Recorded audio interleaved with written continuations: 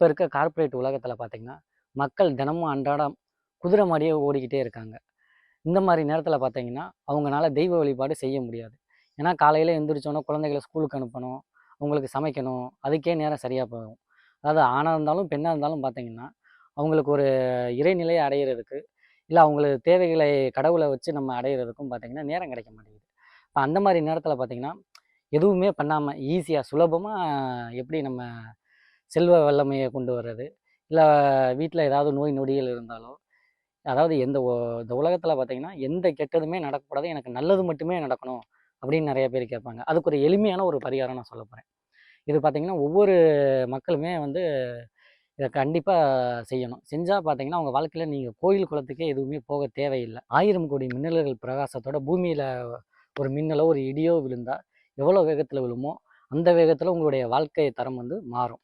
ஏன்னா, இப்ப அந்த பரிகாரம் பார்த்தீங்கன்னா, அந்த அளவு ஒரு சக்திய குடுக்கக்கூடியது. உங்க ஊர்ல ரோட்டோரமா திரியிற ஆதரவற்ற நாய்கள், அதாவது உடம்புல முடி கொட்டி, அங்கலைக்கு இங்கல புண்ணு, சீல் வடிஞ்சு, இறக்கும் தருவாயில உள்ள நாய்கள பார்த்தீங்கன்னா, நீங்க தத்தெடுத்து கொண்டு வந்து, வீட்ல வந்து வச்சு வளர்த்து, அத காப்பாத்தி, நீங்க நல்ல முறையில அத பராமரிச்சாலே, அந்த ஆத்மாவினுடைய வாழ்த்துனால பார்த்தீங்கன்னா, உங்களுடைய வாழ்க்கை உடனே மாறும். நீங்க ரோட்ல இருந்து வீட்டுக்கு கூட்டிட்டு வரும்போது, "ஓம் குபேராய நமக" அப்படிங்கிற மந்திரத்த சொல்லிக்கிட்டே, ஒரு 21 தடவ சொல்லிட்டு, அந்த நாய தூக்கி கொண்டு வந்து வீட்ல வச்சு வளர்த்து, அதுக்கு உடம்புல இருக்க புண்ணுக்கெல்லாம் மருந்து போட்டு, இல்ல மருத்துவர்ட்ட கூட்டிட்டு போய் கூட, நீங்க அத பார்த்து சரி பண்ணி, அந்த நாய உயிர காப்பாத்தி விட்டீங்கன்னா, பார்த்தீங்கன்னா, உங்களுக்கு அந்த நாயுடைய ஆத்மா வந்து உங்கள நல்லா வாழ்த்தும். அந்த வாழ்த்து பார்த்தீங்கன்னா, 1000 கோடி மின்னல்களுக்கு சமம். அது பார்த்தீங்கன்னா, உங்களுடைய வாழ்க்கை தரம் அப்படியே உடனே மாறும். நீங்க செய்ற தொழில், பிசினஸு, இல்ல குடும்பத்தில சண்டை சச்சரவு, என்ன இது இருந்தாலும் பார்த்தீங்கன்னா, ஒரு நாய காப்பாத்துனாலே போதும்.